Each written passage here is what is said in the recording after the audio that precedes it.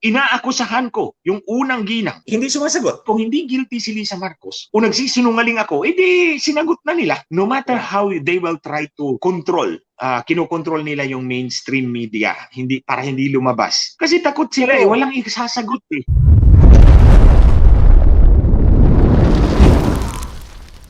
Matagal ko na pong sinasabi na bibigyan uli si Smartmatic na kontrata worth $350 million. More or less, ang ibibigay sa kanila is about $380 million. 22 billion pesos. Dati 10 billion lang yan, mga kababayan, ma'am. Ngayon, hindi na nakontento si Smartmatic. Kailangan doble na, 22 billion pesos. At any rate, na-file po yun and I would like to bring your attention doon sa principle ng Supreme Court. It's actually a doctrine that flight is an indication of guilt. Kapag ikaw ay nagtatago na may warrant of arrest ka at hindi ka na sumuko, that is an indication of guilt. So, sabi nga ng Supreme Court, at the moment na may akusasyon sa iyo, ang inosenteng tao would always come forward and answer the accusation at the first opportunity. Hindi magtatago, hindi go to flight. That is exactly what is happening to Lisa Marcos. Kasi po, nung final po natin nila, yung petition for disqualification, it's actually supplemental kasi meron nang nauna. Tapos nag-supplement lang po sila with my affidavit. Malinaw naman po yung affidavit na nilatag ko. Yun na nga, sabi nga ng isang fiscal na nakabasa nun, sinabi niya it's very credible as far as kung ako yung nag-preliminary investigation ito. This is very credible. O kasi sabi ko, wala naman akong dinagdag dyan, wala akong binawas, but that's exactly what happened. Balik tayo nun sa doctrine ng Korte Suprema na flight is an indication of guilt. The first opportunity na kung inosente ang tao, the first opportunity na merong akusasyon sa'yo, you will take the opportunity to answer. Kumakanta pa rin si Lisa Marcos ng Silent Night. Silent Night ngayon ang tema sa Malacanang Pasko eh. I-apply natin yung yung doktrina ng flight is an indication of guilt, di guilty. Kung hindi guilty si Lisa Marcos, o nagsisinungaling ako, di sinagot na nila. Nandyan si Cheloy Garapil, nandyan sila Franz, yung mga chuchu-chuchu niya. Sumagot kayo kung hindi totoo. No matter how they will try to control, kinokontrol nila yung mainstream media para hindi lumabas. Kasi takot sila walang isasagot eh. Makikita nyo mga kababayan, hindi natin kailangan magdala ng testigo sa inyong harapan. If you are the judge, kung kayo ang huwis, inaakusahan ko yung unang ginang na nakipagsabuatan sa Smartmatic, nag-meeting sila kasama ang dalawang technical guys, in-identify ko yan. Tapos hiningi ko kay Bongbong Marcos, o ilaglag mo, ayaw. O itong nangyari, hindi sumasagot. So, ilagay ninyo ang sarili ninyo mga kababayan. Kayo ang huwes. Kayo ang nandun sa upuan ng huwes. Ako dito ako sa kabilang side. Dito naman kabilang side si Lisa Marcos. O ilagay. Tapos tinatanong natin siya, totoo ba itong pinagsasabi ni Glenn Chong? Tapos hindi sumasagot. Anong nasa isip ninyo? In spite of the fact na clear, categorical, unambiguous yung akusasyon sa kanya. O bakit hindi nyo sinasagot? Because ang tingin nila, ignore. For as long as merong Maharlika, for as long as merong Glenn Chong, we're not going to keep silent.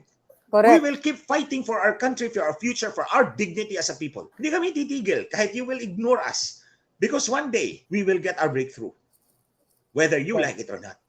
Yeah. So face the music. Nandun yung akusasyon sa inyo. I accuse you directly. Walang pagdadalawang isip. Yung nangyari. And you keep silent. Anong ibig sabihin nun, mga kababayan? You be the judge. I think napakaganda nung laban natin ngayon kasi parang fall into the right direction yung ating laban dahil nung September 22 or 23 yata dito sa Amerika ay kinasuhan si former chairman, Comelec chairman Andres Bautista ng money laundering and bribery na based doon sa reklamo sa kanya ng US Department of Justice and Department of Homeland Security ay may nakita silang trail of transactions. Gumawa sila ng mga fake accounts and then use the code word salsa for money. Salsa for money. So kaya ngayon, I believe nandito siya sa Amerika, di ba? Tumakas siya sa Pilipinas dahil tinakasan niya yung kaso niya dyan. Then ngayon, kalaboso naman siya dito sa korte ng Amerika. So wala na siyang lulusutan. So sabi ko nga, after expose, September 13 yung press con mo, then lumabas itong kaso kay Andres Bautista. So ano yung na-feel ninyo nung nabasa niyo yung news, Attorney Glenn? Actually, ma'am, kung natandaan niyo, diba, nag-live tayo together after ako nag-press conference. Yes.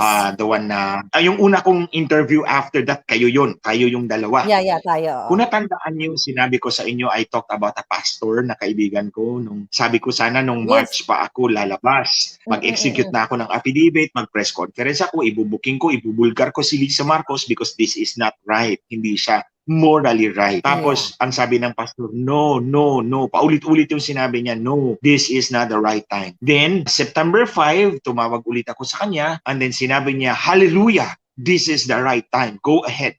Pinirmahan ko yung affidavit September 6. Binalik sa akin ng abogado nila, General Reo, kasi mali yung dalawang dates. May 2016, dapat 2022. So binago ko, nag-subscribe uli ako. So dalawang affidavit yun. Yung isa, mali yung date. Yung pangalawa, September 11. Birthday yata ni... 13 si Kuting, yung tatay. si senior. Yeah.